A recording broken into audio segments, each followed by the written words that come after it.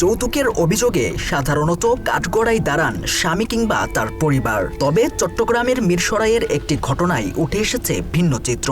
এখানে প্রবাসী এক স্বামীর অভিযোগ, উল্টো তার কাছেই 10 লাখ টাকা যৌতুক দাবি করেছেন স্ত্রী।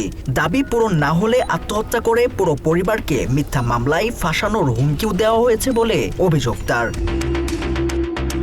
পরিবারের সচ্ছলতার আশায় বিদেশে পাড়ি দিয়েছিলেন হামিদুল হক। তার দাবি 2022 সালে পারিবারিকভাবে আলীনগর গ্রামের সাদিকা হোসেন আনিকার সঙ্গে বিয়ে হয়। বিয়ের পর তিনি আবার প্রবাসে ফিরে গেলে শুরু হয় অতিরিক্ত অর্থের দাবি। এক পর্যায়ে বসতভিটা সহ জমি জামা স্ত্রীর নামে লিখে দেওয়ার জন্য চাপ প্রয়োগ করা হয় বলে অভিযোগ করেন তিনি। কথা না শুনলে আত্মহত্যা করে পুরো পরিবারকে মিথ্যা মামলায় জড়ানোর হুমকিও দেয় আনিকা, এমন দাবি তার স্বামীর। সে সবসময় তালবাহানা করতো যে স্বর্ণ নিয়ে যাওয়ার জন্য।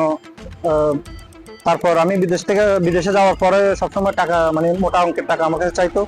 তো যখন চাইতো আমি দিতে বাধ্য থাকতাম, অনেক সময় দিতাম, অনেক সময় বলতাম একটু পরে দিই, কিন্তু সে কখনো মানতো না। আমার কাছে মাঝে মাঝে 10 লক্ষ টাকার একটা চাপ প্রয়োগ করে। ভুক্তভোগীর আরও অভিযোগ, 10 লাখ টাকা না পেয়ে অভিযুক্ত স্ত্রী শ্বশুর বাড়ির স্বর্ণালংকার নিয়ে সংসার ছেড়ে চলে যান। পরে তিনি আরেকজনকে বিয়ে করেছেন বলেও দাবি করেছেন হামিদুল হক।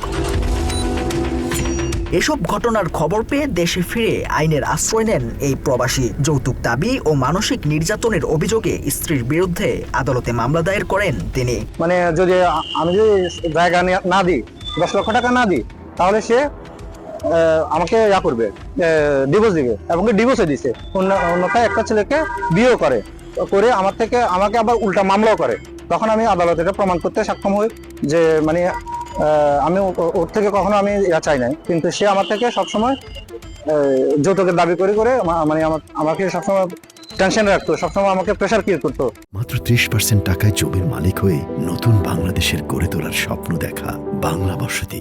স্থানীয় এক বাসিন্দা অভিযোগ করেন আনিকা আত্মহত্যার ভয় দেখিয়ে হামিদুল হককে চাপ দিতেন এবং শ্বশুরবাড়ি থেকে স্বর্ণালংকার নিয়ে চলে যান। 2022 সালে বিয়ে করেছে, তার সাথে প্রতারণা করে আরেকজনের সাথে পরকীয়া করে তার স্বর্ণ অলংকার টাকা পয়সা নিয়ে চলে গিয়েছে।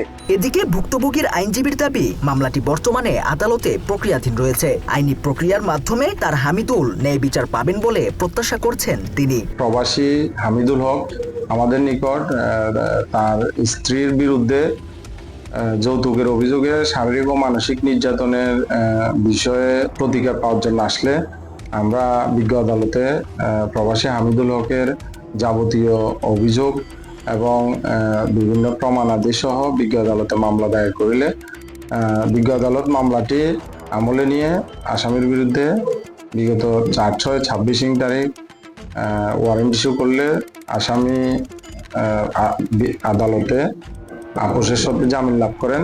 বর্তমানে মামলাটি বিচারাধীন আছেন।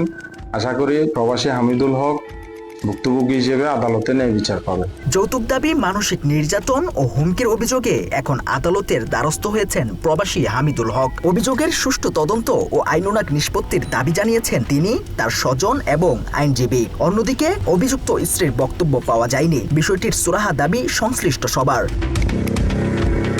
তথ্যচিত্রে মেজবাউদ্দিন, বাংলা এডিশন।